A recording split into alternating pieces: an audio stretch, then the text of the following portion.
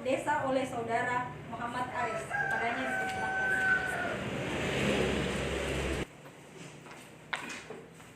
Selamat pagi dan salam sejahtera. Yang terhormat Ibu Kepala Desa Borongloe dan yang terhormat Bapak Babinsa Borongloe dan yang terhormat Ketua DPD beserta jajarannya.